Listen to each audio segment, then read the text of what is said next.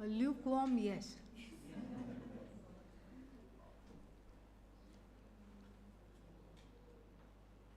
Listening, you will get it. Because every day it is chanted in the hall more than once. Om Shruti Smriti Purananam Alayam Karunalayam Namami Bhagavad Padam Shankaram Loka Shankaram Shankaram Shankaracharyam Keshavam Badarayanam Sutra Bhashya Kritau Vande Bhagavantau Punah Punah Ishvaro Gururatmeti Murti Bheda Vibhagine Vyomavadvyapta Dehaya Dakshinamurtaye Namaha Om Sahana Bhavatu Sahanau Bhunaktu Sahaviryam Karavavahai Tejasvinavadhitamastu ma vidvishavahai Om Shanti Shanti Shanti. The 14th chapter was a short and sweet chapter and very simple, based on our own knowledge of the three gunas and also some new knowledge of how to transcend the gunas. And what transcending the gunas means: gaining Atmajnanam and identifying with the Purusha, disidentifying with Prakriti. Prakriti is not out there, Prakriti is centered on one's own body, mind, sense complex. And so, in the grip of the gunas, the person of knowledge does not identify with the gunas and says, gunaha guneshu vartante iti matva na sajjate. And because prakritehe kriyamanani, all these gunas, sarvashaha, all these gunas and their effects are product of what? The projected world of Ishvara, Ishvara Srishti. Ishvara Srishti means I cannot remove it. What do I have to remove? Jiva Srishti I have to remove. Not Ishvara Srishti. Ishvara Srishti I need not remove, I cannot remove. Ishvara's creation, see, starting with this body, mind, sense complex, this Jagat is Ishvara's creation. Ishvara, Ishvari included. Both. This is the creation, and the creation includes lassitude, slothfulness, because it has a purpose. If there were no tamas, then we'd be always awake like this. No sleep possible. And so, tamas has in balance, all of them have their place. All the gunas have their place in balance, have their role, have everything. And so, therefore, what? This is something we have to understand properly, that these gunas, transcending these gunas means appreciating Ishvara's creation even as it pertains to my own body, mind, sense complex. And then what is the best thing to do with Ishvara's creation? Let it be. Yes, let it be. No, I don't want to let it be. Okay. Go do something about it. Yeah, but I can't. Okay, then let it be. That's all you have to say. Let it be means what? That which cannot be altered, let it be. No, but I can alter my sattva, rajas, tamas, my tamas I can overcome. Let it be, that's good. Tathastu, so be it. Why? Because tamas is given, part of creation, and then the ability, the free will to overcome the tamas is also what? Given. Here when we say let it be, we are talking of those aspects of the gunas over which we have no control. Like for example, if a jnani's body gets sick, then what control will she or he have? They have to lie down. They cannot say, oh, I am feeling very tamasic, this is terrible, I am a jnani, I should not get disease. This is right, jnani should not get disease. But jnani is not getting disease. Who is getting disease? Body is getting diseased. If jnani has dementia, mind is getting diseased. Jnani is not getting diseased. This we have to properly assimilate. And then the the truth of this is told, how to be without these gunas, and without the gunas also I am, what is that? Without the gunas means without identifying with the gunas, how to be, and that Jnani Lakshana was given, which is a same repetition. The Jnani Lakshana is an exact same repetition of what? Chapter 2, chapter 5 and chapter 12. And the words are also the same. Tulya nindatma stutihi manapanmanayoho tulyaha tulya mitrari pakshayoho. All these things we have seen. That samatvam of the Jnani is, the knowledge of samatvam is imparted. Now, the connection between the 14th and the 15th chapter is as follows. Adi Shankara very helpfully gives a beautiful segue. Shankaracharya says that in the 14th chapter we have the discussion of the gunas as it pertains to the body, mind, sense complex. So we intimately know what are these gunas and how they bind us. We know that, but then now the time has come to know samsara as a samashti problem. Samashti means what? Collective issue.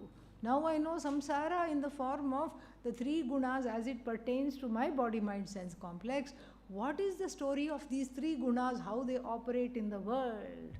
If they bind me meaning the one who is embodied, the jiva is bound because of certain problems of the tamas, rajas, etc. individually. What are we looking at collectively? Collectively, what are we looking at is samsara. And then Shankaracharya very helpfully says the description of samsara, which comes in the beginning of this chapter, is not for the sake of ratifying samsara's existence or validating its existence. What is this discussion for? This discussion is for understanding what is samsara and developing a certain revulsion for samsara. I must be like the opposite end of the magnet, which repels everything, all the iron. So one end of the magnet attracts, and then the other pole of the magnet repulses everything. I have to be like that. And if I don't know the samsara, if I don't know the shortcomings of samsara, and if I don't know how I am not only bound by the gunas acting individually and collectively on my own body, mind, sense complex, and how they also operate on the jagat, if I don't know, then I will not be able to recognize samsara, and I will not be able to come out of samsara.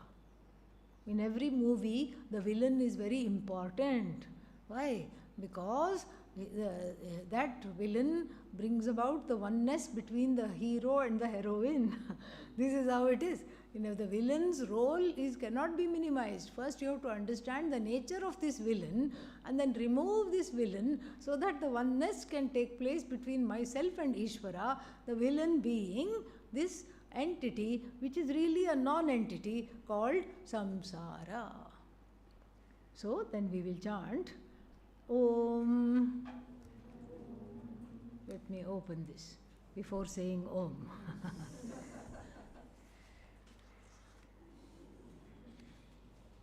Om atha panchadashodhyayah. Shri Bhagavanuvacha. Urdhvamulamadash-shakham. Let's chant it together. Ashvatham prahuravyayam chandamsi yasya parnani yastam veda savedavid adhaschordhvam prasritastasya shakhaha guna pravriddha vishaya pravalaha adhascha mulanyanusantatani कर्मानुबन्धीनि मनुष्यलोके न रूपमस्येह तथोपलभ्यते नान्तो न चादिर्न च सम्प्रतिष्ठा अश्वत्थमेनं सुविरूढमूलम् असङ्गशस्त्रेण दृढेन चित्वा ततः पदं तत्परिमार्गितव्यम् यस्मिन् गता न निवर्तन्ति भूयः तमेव चाद्यं पुरुषं प्रपद्ये यतः प्रवृत्तिर्प्रसृताः पुराणी. Enough.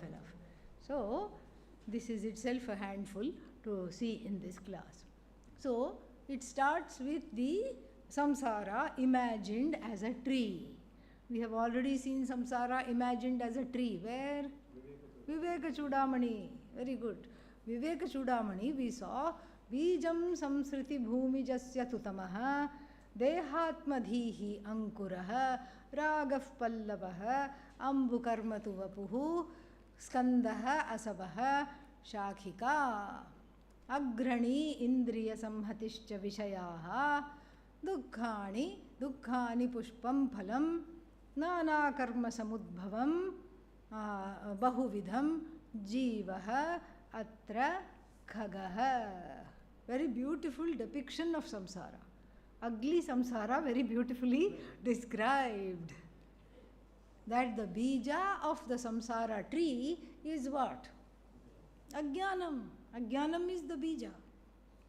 Ajnanam is the bija and the sprout is Dehatma Buddhi. That Ajnanam is furthered by Dehatma Buddhi, and then the leaves are all the Ragadvesha are the leaves in that, in that poet's imagination, in the Viveka Chudamani, Ragav Pallavaha, and then the water is my own karma by which I water the samsara, and then it keeps reproducing by the water that I put. And then Agrani means twigs. First there are shakhas. The shakhas are the pranas, the five pranas. The five pranas, demarcate further into twigs. I was going to say pigs. No, not pigs, okay? Twigs. So into twigs. And then the twigs are what? Indriya Samhatihi. Indriya Samhati means the collection of the indriyas. Karmendriyas, Jnanendriyas. And then what is the Vishayaha? Pushpani. The flowers are the Vishaya. And then what is the Phalam? Dukkham. Dukkham is the fruit of samsara. And who is the Jiva? The bird attached to this tree, hovering around the tree, flying around the tree. This was seen in the Viveka Chudamani. We also see the same samsara tree in the Kathopanishad, and from there this Vedavyasa has just pasted the verses from there. There it is Urdhvamulam Avakshakha. Avakshakha is here it is Urdhvamulam Adhashakha. Same thing. Avak, Adhaha. Small differences are there, and then there is a big resonance between Kathopanishad and the Bhagavad Gita, and many of the verses are taken verbatim from the mantras of the Kathopanishad. This one also is that. So describing samsara, the Lord says, Bhagavan says, this samsara tree is also like the samsara tree in the Kathopanishad. What is that? Urdhva Moolam. Moolam, the roots of this samsara tree are somewhere else, not available for objectification. Avak Shakaha or Adhash Shakaha. Shakha means the branches are below. In other words, it's an upside down tree. Samsara symbolized by upside down priorities, dead end priorities, no-go priorities. The priorities that are not important are enshrined as important, and the main thing is what? To know the root of this samsara is the main thing. That is not looked at all. And so this is an upside down tree. How weird an upside down tree will look if we suddenly go and see. If the tree is upside down, it will look very funny. And samsara is also weird. It's very funny. But what do? I connect to it. I want to be part of it. I want to be included in it. I am addicted to it. And the samsara is not just any tree, it is Ashwatha tree, Ficus religiosa, and it belongs to that same genus called Ficus religiosa, which a tree that has adventitious roots. Adventitious roots means that which is a branch keeps growing downwards, avak shakha, keeps growing downwards and becomes the new root. So the tree spreads not like that, like a redwood tree going up, it spreads sideways. In Calcutta there is such a tree, thousands of years old. And then it has its roots, and then they have marked the place where that original tree was. That original tree has died long back because of some lightning strike, but the adventitious roots have continued the tree. Similarly, the original cause of samsara, which is what? Atma Ajnanam, that might have just been long forgotten, but Anyatha Jnanam, that not knowing myself separately from what the Upanishad describes me as, keeps on continuing. That's why Lord Dakshinamurti, the killer of samsara, the murderer of samsara, sits under this kind of a tree. Yeah, because this tree does not have an effect on him. This Bhagavan has mastered this tree, the master of the tree. Just like the same reason Goddess Durga sits on tiger, lion. Why? That is intractable bestial forces she has mastered. The mind in the form of the tiger and the lion she has mastered. That's why she is called Sheravali. The Sher has no this thing effect on her. Sher means tiger. So the tiger has no effect on her, the lion has no effect on her. For her it is just a vahana, a mascot. And so she who rides the tiger, she who rides the lion, like this we have the one who sits at the mula, the base of the banyan tree, Nyagrodha. And here it is called Ashwatha. The derivation is beautiful. Ashwatha, Shvaha means tomorrow. Shvaha na vidyate yasya ashwathaha. So Shvetishtati Shwasthaha. Ashwathaha means that which is not the same as today. Because samsara is constantly revolving, constantly changing. You can't get a handle on samsara. You cannot say this is categorically samsara. Why? It is mithya. What is the definition of mithya? That which cannot be categorically said to be existent or non-existent. Samsara is constantly revolving, constantly changing. You see, one day is not like the next at all. Based on our vyashti karma phalas, samashti karma phalas, individual and total karmas, every day is something new. So we were all going about our lives, and suddenly one virus came. Corona, we didn't even know what was corona before. Had no idea. And then it changed our lives forever. One day everybody was going about the world doing their business, and then suddenly what? The entire world shut down because of a small microscopic organism which you cannot even see, and remained shut down for almost 3 years. Business could not take place. So like this, what lurks in the corner of this samsara, we do not know. Every day it is changing. And this is the cause of both the frustration and anxiety, because everything is finite. That's why it's changing. It's also the cause of what? It's also the cause of addiction to samsara. Why? The mind becomes addicted to, I want something new. I want something different. Change is good. Why? Because I'm bored. Why are you bored? Because I don't like the same old things all the time. Why do you not like the same old things all the time? Because I cannot stand the same old me all the time. It's a projection. My own self-loathe, because I'm unable to change, or I think myself incapable of changing, powerfully gets thrown outside, and the person becomes constantly bored in the need of entertainment. Look at all the products that are out there. All the manufacturing thing is to keep the jiva from becoming bored. New things are there. So many things. All the time new things. We don't want the same old things. And how many new things can be there? How can you have the new things all the time? It's the same thing in a new avatara. That's all it is. That also we have to learn from Ishvara. Same Ishvara comes in new avataras. And so same old thing in the universe comes in new avataras. Oh, I'm sick of chapati. Okay, eat pasta. That's all. Same thing. It is just instead of being, kneaded and flattened, it is made into small tubes and called spaghetti. Eat that. That's all it is.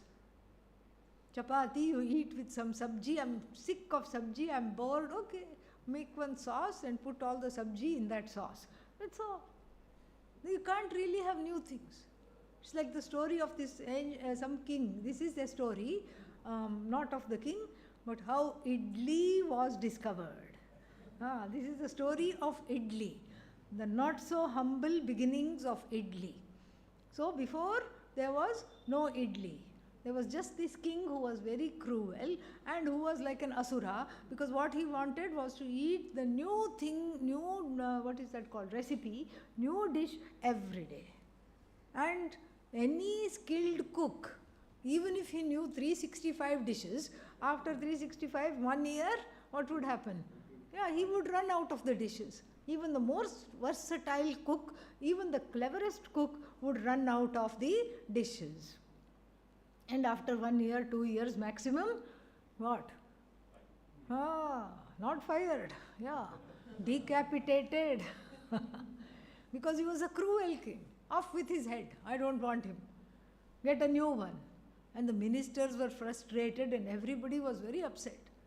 Then nobody even applied for the job of the cook. It got to that kind of a situation because this was a very whimsical king. How to do it? Then finally one person who was in a lot of debt, who really needed the job, applied for the cook, very dharmic person, and he too served up wonderful new dishes every day. And one day came, he knew it was his last supper. Whether it was the king's last supper or not, he knew it was his last supper, because after this, next day he is going to be sent to the gallows. He knew that. He knew he was going to be killed. And then he was just crying, and he had put something to cook, whatever it was, we don't know, and that's not important. And suddenly he found that when he opened the thing to find out whether it was cooked, a little bit of rice flour had just fallen onto the side of the pot and then had got steamed inadvertently. He said, "What is this?" And he peeled it off and ate it, and he thought, "Oh, this looks nice. Maybe I can live for 1 more day. I can replicate this this rice in the, some fermented rice accidentally got steamed, just like penicillin was accidentally discovered. Accident is our name for Bhagavan. And so Bhagavan came to his rescue and he thought, I will live for 1 more day. Tomorrow I will perfect this fermented rice stuff and then I will steam it and give it to His Majesty. And the next day came and the idli was born. He served this idli, made some chutney and whatnot, some accoutrements. And the king was so happy with this idli, he said, "Make this for me every single day for the rest of my life." So Bhagavan came in the form of the humble idli. Okay? Why are we talking about idli? Don't forget, because the examples have the darshtanta here. The darshtanta here is how samsara, we want new things, like this stupid king. We want all kinds of new things all the time. So the ashwatha, it's like the ashwatha tree, which every day you look at it, one more branch has literally taken root. We don't even recognize the tree after you go after a week. It will have many changes. Ashwattham prahuhu. Avyayam ashwattham. Avyaya, relatively speaking, meaning that which is never ending, ashwatha. Ashwatham Prahuhu. Who says? Who Prahu? The people who know Brahman say that this samsara is like the Ashwatha tree with upside down priorities, and the roots are Brahman, roots are Ajnanam, but Ajnanam is also what? Brahmashraya. It is not separate from Brahman, it is Mithya. So then that Brahman alone is the cause of this tree, not literally the cause, but the cause of samsara in the form of Ajnanam. The roots are not available immediately for appreciating. So, Chandamsi yasya parnani. The Veda mantras are the leaves. There it was the Ragadvesha are the leaves. Here the Veda mantra are the leaves. No, don't think they are two different. They are the same. Why? Why do I need the Veda mantras? To fulfill my Ragadveshas. We are not talking of Vedanta mantras. We are talking of Purva Bhaga of the Vedas, which is the first portion of the Vedas, which is a treatise in wish fulfillment. So they are the leaves, and the leaves are very easy. They are within plucking distance, because why? Upside down tree. Upside down tree means the leaves are low hanging leaves and low hanging fruit. Samsara therefore promises immediate returns, because of which I get addicted, and therefore I don't look at the long term damage of samsara is hidden by the so-called immediate returns. And because of the immediate returns, I don't see the long-term need and the want that I have is to stop being a wanting person looking for instant gratification. Samsara is nothing but instant gratification. You find now, oh, suddenly I feel like dosa. What happened to dining hall? That doesn't serve dosa. What do? Just take one app. There is one app called Piggy, correct? Yeah. What is its real name? Swiggy. So I feel like a little piggy, and what do? Order from Swiggy. Instant gratification. Before it was not there. Now it is there in my hand. Very soon it will be there in my mouth. If you don't come and disturb me and say, can I have half? Then it will definitely be all for me. Wherever you look, it's instant gratification. The internet is getting faster and faster and faster. We don't even remember the days where we had to stare at the screen waiting for the website to load. Now we don't even have patience for the website to load. I should press and immediately it should load. It should tell me everything. Everything is at the tips of my fingers. And these instant returns are a distraction, because that which is most instant knowledge, that most instantly available Brahman, which is never separate from me, is forgotten as a result of me selling out. I am a sellout for small gains in samsara. This is what waters the tree of samsara, keeps on perpetuating. The more I want instant returns, instant gratification. We don't know how to wait anymore. We just don't know how to wait. We have forgotten the art of waiting. Because when you wait, some surprise can happen. But I don't want surprises. Why? Because I'm afraid there will be bad surprises. So therefore I want my life scripted, so that I go from one instant gratification to the next instant gratification to the next instant gratification. Instantly I go. That is how I try to structure my life. And then I complain. After a while I get bored of that also, because instant gratification is sometimes there in my hands, most of the time not there in my hands. Especially in India, instant gratification is new. We are still getting warmed up to the concept. In India, if you desire one thing now, you will get it in your next life. That is how we have gone from ancient times. This concept of instant gratification is new. So therefore what happens is that going from one thing to another makes one bored all the time. Either you don't get what you want, then you're bored, or you get what you want and you're still bored. So, because Jarayanti Indriyanam jarayanti tejaha, Kathopanishad says, Nachiketa says. Na swarge loke, describing heaven, he says, Na swarge loke bhayam kinchana asti. In swarga there is no fear. Why? Na tatratvam. You are not allowed to come. In heaven there is a board. Everyone welcome except Lord Yama. Lord Yama has no entry. Na tatratvam na jaraya bibheti. No, and you are just somehow petrified in time, so you are not aging in heaven. You don't have to worry about lotions and potions to get rid of wrinkles, etc., because you've stopped aging. Heaven is like a different time zone. There is a time warp. So there is no aging in heaven. And then na jaraya bibheti. And then ubhe tirthva ashanaya pipase. And then having, and you don't need to eat. Oh, then what fun is heaven? It's a lot of fun. Why? Because you don't have to say, I can't eat sweets. Oh, I can't have this because it has cholesterol. I can't have this. You just go and sniff at the buffet. You attend the wedding and go like this. You go to the line of where the food is and you just have a nice sniff. And you're instantly satiated as though you have eaten without having any stomach issues, without worrying. Is the water here safe to drink? Should I do this? Should I? No worries. No stomach issues. Nothing happens. And so this is the description of heaven. And then Nachiketa, this one, what is that? Nachiketa says, all this is well and good.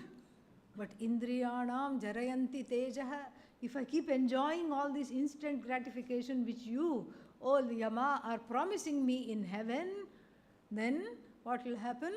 My Indriyas will get old and tired, and then what is that? It's the theory of diminishing returns. The first cup of coffee always is the tastiest. Then the second cup, little less tasty. Third cup, fourth cup I don't even want. Fifth cup I want to throw it at somebody. This is how it is. And same thing, if you get everything all the time, if one is Indriya satisfaction oriented, then what happens? One gets bored quicker. So this instant gratification is a spoof, it's a bluff. Why? Because the only thing you want instantly and you can get instantly is Brahman and Brahmavidya. Nothing else is instant. Why is Brahman more instant than Maggi noodles? Because you don't even have to add hot water. It is you. It is only as though hidden because for lack of recognition, for want of recognizing it.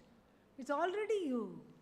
And so this not understanding, the people are all helter-skelter, wanting instant gratification, and samsara, because it promises instant gratification, keeps you hooked. That's why it always is more attractive than Brahma Vidya. You invite somebody, yes, let's say you meet a friend on your walk, and then you say, oh, what are you doing? What are you doing? You exchange names and phones, and then you say, I'm studying in this ashram. Come and listen to a Vedanta class. Come to Upanishad class. Come to Bhagavad Gita class. And what will they say? No time. People to see, places to go, things to achieve. So Brahman in the minds of the samsarins, who is a samsarin? One who is in samsara. So in the mind of the samsarin, Brahman becomes one more thing to attain, one more thing to get. And oh my God, I have so many things to do. What is this Brahman? Why should I want it? My life is okay. Yes, I have to fight and kill a few people, but still it is okay.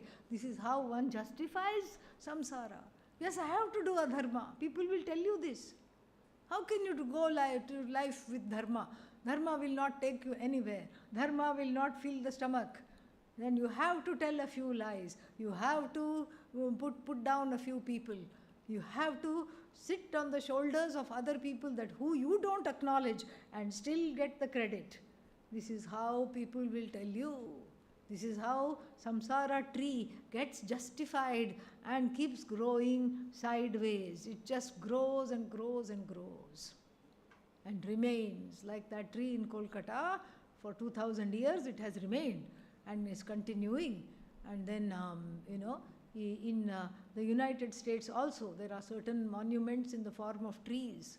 There is one such cherry tree in Eugene, which is, I think, 100, 200 years old. And it is all propped up by so many, iron rods. Like this, the branches are cupped by the iron rods which go, and then some, iron cables are holding up the tree. It's alive still, but unable to hold itself up, I suppose. So like this, the samsara tree is just something else. It is in a way beyond description about its roots. Where did this come from? We don't know. What is this I have to do in order to get out of this? Then that also we don't know. And so the Lord Krishna says, then urdhvamulam avakshakam ashwattha prahuravyayam chandansi yasya parnani.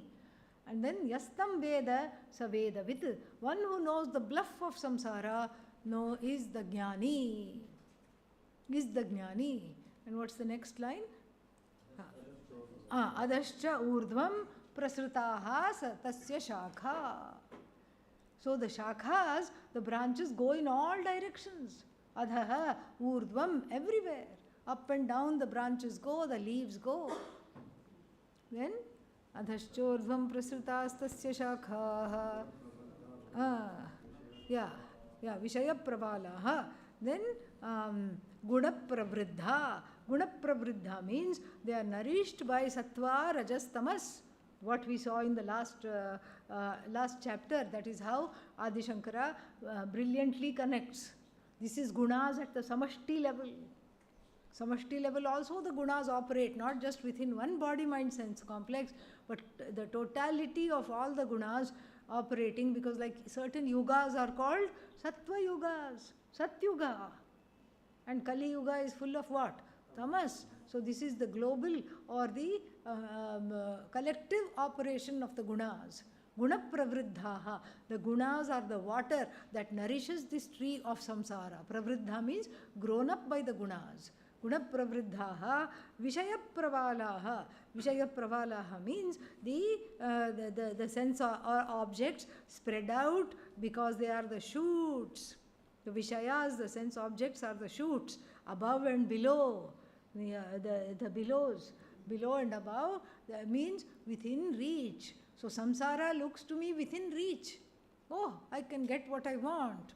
But then whatever you get is rotten, whatever you get is time bound, whatever you get, like an addict, keeps you wanting for more and more and more. This is what the samsara description, very, very brilliant here. And then what happens? Adhascha mulani anusantatani. Anusantatani means diffused roots. Tap roots go straight deep. Anusantatani means this one keeps on reproducing itself. The roots that keep reproducing itself, that are there. And then how do they bind? They are in the form of karma. Here what is being talked about are not the original roots that are above, which we cannot see, but the shakhas, the branches which turn into roots. These local roots are being talked about, makes one rooted in samsara. Because of which one is totally rooted in samsara. This is what is being talked about. One is rooted in samsara. Adhascha mulani anusantatani means they keep reproducing themselves and they bind. How do they bind? They bind by the karmas of the world of the mortals. Samashti karma here. Karma includes karma phala. Karma phala binds, karma also binds. Karma binds by giving karma phala. Karma phala binds because you have no other option other than to experience them. Only in experience the karma phala he goes, and so therefore you keep experiencing karma phala. Do you like the karma phala? No. Therefore what do? Initiate more karmas and then get what? More karma phalas that you don't like. and then more karmas. More karmas, more karma phalas. Like this, the branches perpetuate themselves endlessly. And then you have this Nyagrodha, banyan tree of samsara. Very beautiful it is. So, na rupam asya tatha upalabhyate. We don't know the truth of this samsara is Brahman, that we do not know. Na antaha na adihi, na cha pratishtha. It doesn't seem to have, the roots don't seem to have an end, don't seem to have a beginning, and are not in anything else. It doesn't have any beginning and end, etc. And then what? So the tree also is like that, because the tree is nothing but Brahman. Samsara ultimately is what? Brahmashraya. Its refuge is in Brahman alone, because everything is Brahman. The tree also is got no beginning, just like Brahman. And unless it is felled by my own knowledge, my desire for knowledge, unless the tree is felt, it keeps continuing. Until the tree is cut, it keeps continuing. So it doesn't seem to have an anta either. And I don't know where it is based. What is the basis of this tree? I don't know until I know Atma Ajnanam. And then na rupam asya upalabhyate. Ashvathamenam, this Ashvatha, which is Suvirudha Moola. Suvirudha Moola means the one which has a lot of, what is that called? Well entrenched roots. The one with strong and well entrenched roots must be cut, must be felled. Therefore, when you cut the tree, you don't cut the top, because it will grow back. You cut where? At the root, at the bottom it must be felled. And for this cutting, I need a weapon. Sharpen the shastra. What is the shastra here? Read and tell me. What is the shastra? What is the word that is qualifying shastra? Yeah, not Sangha Shastrena, not Masanga Shastrena. Somebody asked me, what is this Masanga Shastra? No. Ashvatha Menam Suvirudha Moolam Asanga Shastrena, not Masanga Shastrena. Okay? Yeah. Otherwise, you'll think there is a special Shastra to cut the samsara tree called Masanga Shastra. No. That's why Sanskrit, my dear friends, is important.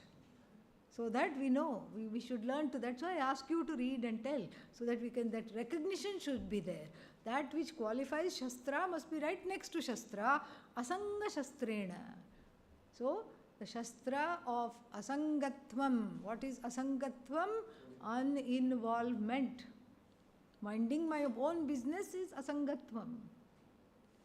So, in this samsara, full of instant gratification and all the things, the objects, the sense objects are all spread out like this, and my hands and legs and my indriyas are also spread out like this, wanting, grabbing all the time. Asanga Shastra here means, Adi Shankara gives this beautifully. He says, not having a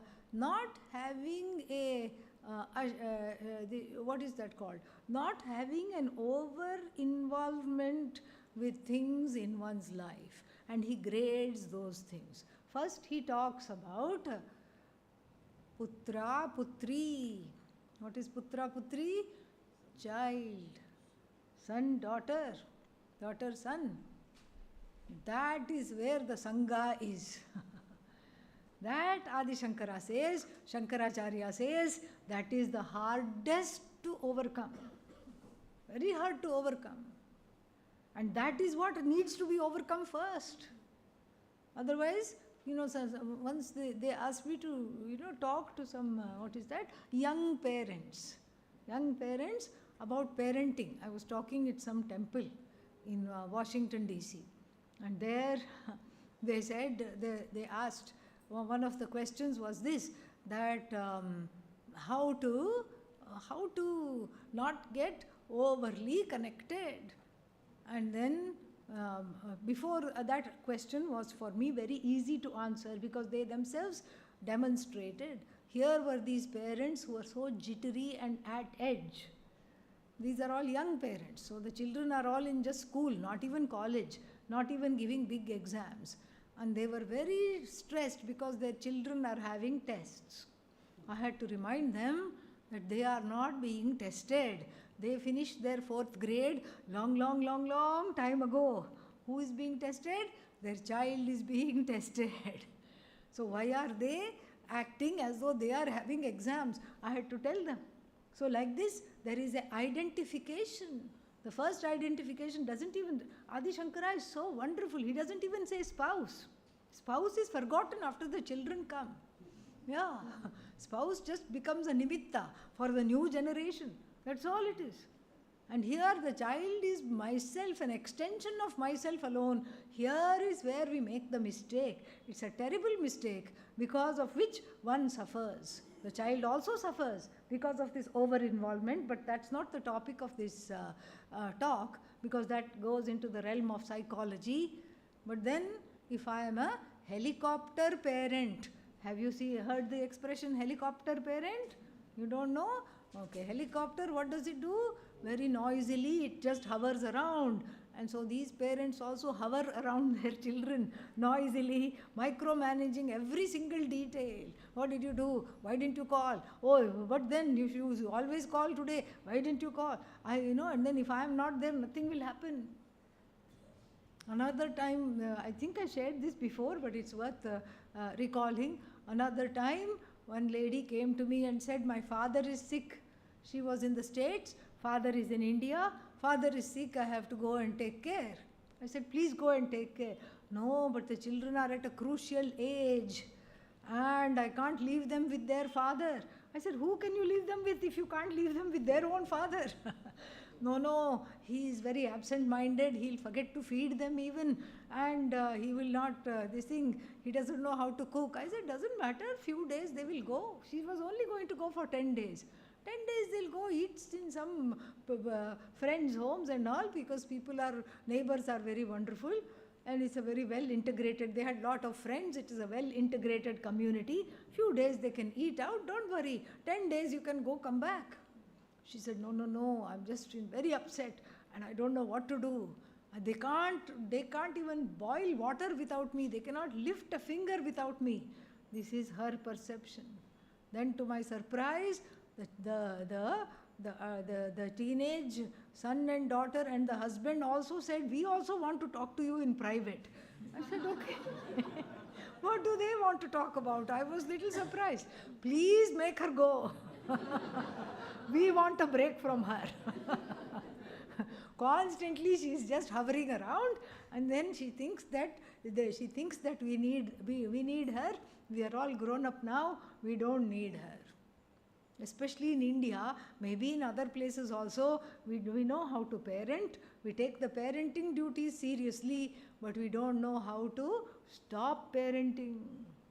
That's why and then I have to, before telling this, I have to tell one more incident where this 82-year-old man came to me and said, my son is not listening to me. How old is your son? 54. I said, okay. Then I said, we need to learn how to stop parenting at age 50. Oh, when I am 50? No. When your so-called child is 50, please have a hands-off policy so that you can qualify for Vedanta instantly. Because otherwise, the heart is in the child. That's not where it stops. Then the heart migrates from the child to the child's child. And the child's child's child, if the ayas is there. Yeah. If the ayu is there, if the life is there, so not only children, the children's children also, there is sangha. There is this need to just go and just come take care of them, to be a chhatra chhaya for them, to be there. And we think mistakenly that they want us. It's our own want projected onto their lives and their thing. When if you really look at, and they may oblige us. Because they don't want to disappoint, they may say, yes, yes, mom, yes, yes, dad, we really need you. But they are saying that because they don't want to hurt you. If you see them talking to their friends, the truth will come out. They don't need you. And even if they think they need you, and if you keep attending to that need, then that mithyatvam is again watered and it becomes a big tree. They don't really need you at all. Oh, but they think they need. If they think they need and you think they need, look at all the things that are just based on thinking. That thinking has to be rightened. That's why this chapter has come in the place here. Very beautiful. That thinking has to be corrected. Even if they think they need, then is it their problem or your problem? Whose problem is it? Their problem. Give back what is theirs, hand it over. Hand over their children to them. Say, take care of them. I'm just here to enjoy. You change the nappies, you do everything. This is your child. This is not my child. I have done my duty. You take care of them. So, the Putra Putri is the first place of Sangha. Adi Shankara very beautifully says in the Bhashya. Then after that what? Spouse comes. Spouse comes after children, according to Adi Shankara. Then that spouse also, around the spouse, great anxiety, great worry, and a lack of inner distance. Let them be. Let them take care of themselves. This is what is called codependency. Inserting myself and creating a need because I want to be needed. It's not about them, it's about me. I want to be needed by them, so first I will create a need in their lives and then I'll appoint myself to fulfill that need. This is what is called codependency. I need validation, but I'm not going to ask you for validation. I'm going to do things for you which you may or may not need and then demand to be acknowledged. This is all a string of codependencies. This is just useless. This is where we have to stop this familial legacy of reproducing samsara. The buck stops here. Here is where we have to make the sankalpa. Here is where we have to develop asangatvam. This is not cruelty. This is not lack of compassion. It is letting Ishvara be. We talked about that earlier. Letting Ishvara be. And then amazing things happen. You think the children are not capable of taking care of themselves. That they surprise you by not only taking care of themselves, but taking care of you also in a pinch. You think that the spouse is useless, but then they will surprise you if you give them an opportunity.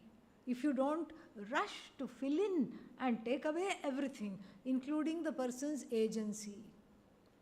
Here there is a very beautiful distinction that is made in the English language between caregiving and caretaking.